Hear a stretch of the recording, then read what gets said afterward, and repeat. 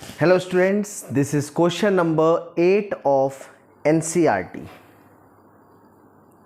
2-point charges QA 3 microcoulomb and QB minus 3 microcoulomb are located 20 centimeter apart in a vacuum. देखो students, numerical करने का सबसे अच्छा तरीका है as you are studying, as you are reading the sentence, जो given है उसको नोट करते जाओ. सबसे पहला पॉइंट आपका, जैसे यहाँ पे देखो 2 पॉइंट चार्जेस है QA एंड QB. हम डायग्राम के साथ देखते हैं. For example this is point A, ये पॉइंट चार्ज है QA, ठीक है. और QA हमें कितना गिवन है? QA is equal to 3 microcoulomb. दूसरा पॉइंट चार्ज है QB, मान लेते हैं ये हमारा सेकंड पॉइंट चार्ज है QB.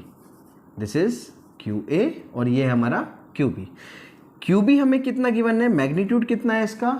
-3 माइक्रोकूलम, ठीक है. अभी जो गिवन है सिर्फ हम उसको नोट कर रहे हैं.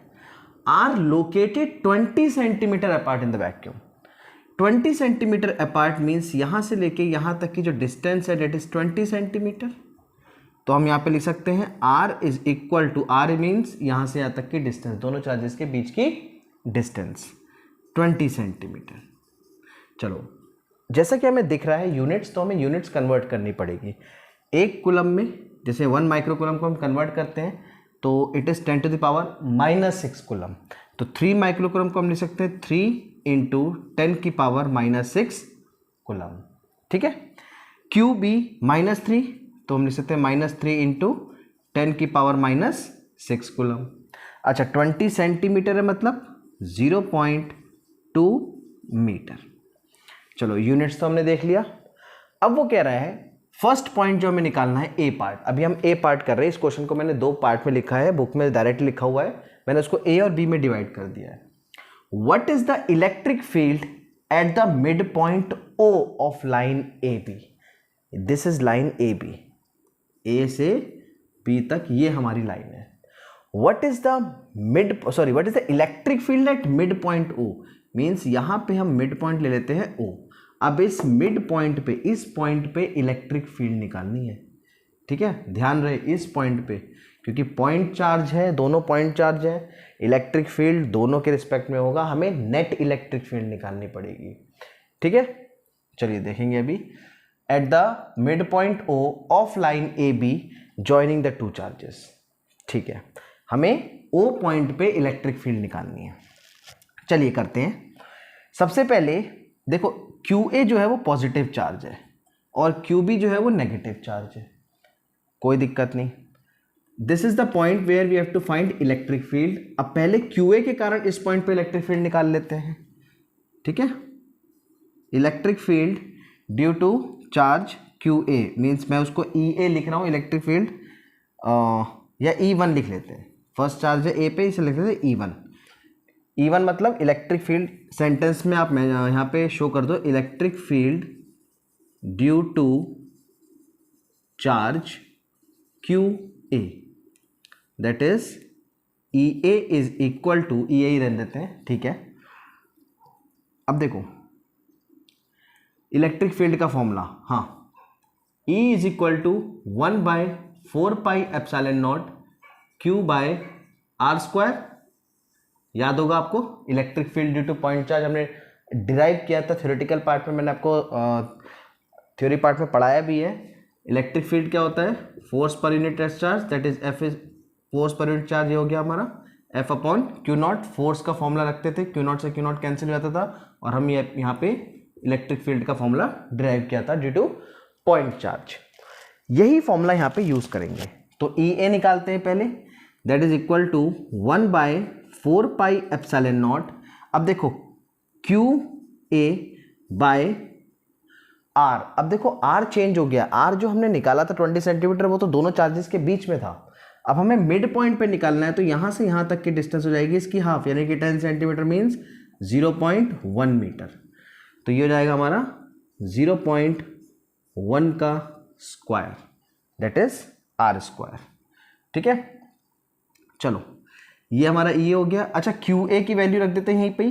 QA की वैल्यू कितनी है? 3 इंटू 10 की पावर -6, राइट। यूनिट लास्ट में लिखेंगे। सेकेंड पार्ट है electric field due to charge Q B. अब देखो क्यू बी हमारा नेगेटिव चार्ज है, क्यू ए के कारण पहले इलेक्ट्रिक फील्ड निकाला, अब क्यू बी के कारण भी इलेक्ट्रिक फील्ड निकाल रहे हैं। चलिए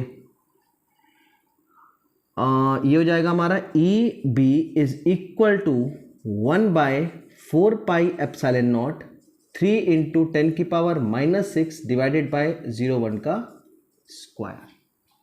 भाई दोनों ही सेम आ रहा है क्योंकि दोनों का मैग्नीट्यूड सेम है, ठीक है। अच्छा, now net electric field at point O due to QA and QB is, अब देखो नेट इलेक्ट्रिक फील्ड E कितना हो जाएगा, EA प्लस EB, या से डायरेक्टली हम इसको ट्वाइस कर सकते हैं, दोनों को बिल्कुल बराबर है, डायरेक्टली हम सकते हैं 2 इंटू, ठीक है, 1/4πε0 की वैल्यू 9 इंटू 10 की पावर 9 इंटू 3 इंटू 10 की पावर -6, 3 इंटू 10 की पावर -6 होल डिवाइडेड बाय 0.1 का स्क्वायर, जिसे हम लिख सकते हैं 0.1 इंटू 0.1। अब देखो स्टूडेंट्स, इसे सॉल्व करने का सबसे इजी तरीका 2 इंटू 3, 3 2 6, ठीक है। अच्छा, कोई भी चीज़ हमारा कट नहीं रहा है, ठीक है, कोई दिक्कत नहीं। 3 2 6 और 9 6 54। देखो हमने ये वाला मल्टीप्लाई कर दिया, 3 2 6 और 9 6 54। अच्छा, पॉइंट हटा दो, नीचे 1 1 ही है, सीधे इंटू 10 की पावर 2 हो जाएगा और 9 + 2 11, तो हमारा आ जाएगा 54 इंटू 10 की पावर -6 इंटू 10 की पावर 9 + 2 11। देखो 10 की पावर -6 अभी मैंने नहीं लिया है, 10 की पावर 9 और 10 की पावर 2 दोनों को ऐड कर दिया, 10 की पावर 11 हो गया। तो इसे हम लिख सकते हैं 554 इंटू 10 की पावर -6 प्लस 11, कितना आएगा, 6 + 5 11, 10 की पावर 5, ठीक है। और E is equal to standard form में 5.4 इंटू 10 की पावर 6 न्यूटन पर coulomb.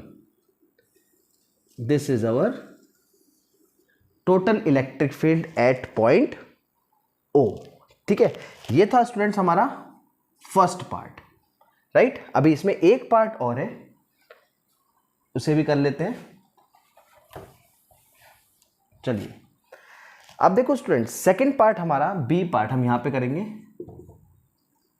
If the negative test charge of magnitude 1.5 into 10 की पावर -9। देखो नेगेटिव टेस्ट चार्ज मतलब एक टेस्ट चार्ज मान लेते Q0 रखा है यहाँ पे, और नेगेटिव टेस्ट चार्ज है जिसका मैग्नीट्यूड है 1.5 इंटू 10 की power -9 coulomb, is placed at this point. This point मतलब O पॉइंट पे।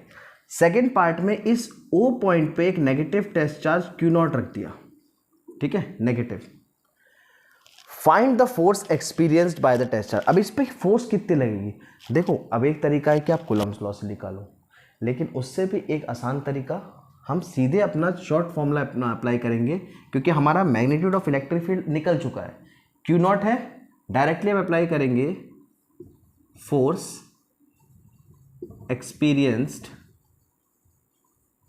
Bye Q0 charge is F is equals to Q0 into E। इस फॉर्मूले से हम निकालेंगे, भाई E is equals to F upon Q0 होता है, वहां से फोर्स निकाल सकते हैं, F is equals to Q0 E। तो ये आ गया हमारा Q0 1.5 इंटू 10 की पावर -9 इंटू इलेक्ट्रिक फील्ड हमने कितने निकाली, देखो 5.4 इंटू 10 की पावर 6, तो यहाँ हम निकाल सकते हैं 5.4 इंटू 10 की पावर 6। अच्छा, एक काम करते हैं, 15 और 54 को मल्टीप्लाई कर लेते हैं। 15 4 ज़ा 60, 0 कैरी 6, 15 5 ज़ा 75 प्लस 6 81। अब 2 प्लेस के बाद डेसिमल यानी कि 8.10, 0 हटा देते हैं, 8.1 आ गया इंटू 10 की पावर -9 और +6, मेरे ख्याल से 10 की पावर -9 + 6 माइनस का 3 फोर्स है, तो दिस इज न्यूटन। यानी कि फोर्स एक्सपीरियंस्ड हमारा मैग्नीट्यूड ऑफ द फोर्स निकला 8.1 इंटू 10 की पावर -3 न्यूटन। अच्छा, डायरेक्शन देखिए, फोर्स किस तरफ लगेगी। फोर्स देखो, नेगेटिव नेगेटिव ऑलरेडी रिपेल करेगा और नेगेटिव पॉजिटिव अट्रैक्ट करेगा, यानी कि हमारी जो डायरेक्शन होगी, direction of force will be along O A. ठीक है, इस तरफ होगी डायरेक्शन ऑफ फोर्स हमारी, इस तरफ होगी, जो फोर्स लगेगी वो इस तरफ लगेगी ओ ए के अलोंग। ठीक है स्टूडेंट्स, तो ये हमारा बी पार्ट था सेकंड। तो this was question number 8। Hope आपको समझ में आया होगा। आप ये वीडियो पॉज करके कंप्लीट नोट भी कर सकते हो। ये बी पार्ट हमारा अलग है, इसको मैं डिफरेंशिएट कर देता हूँ। ठीक है, so this was question number 8। Thank you.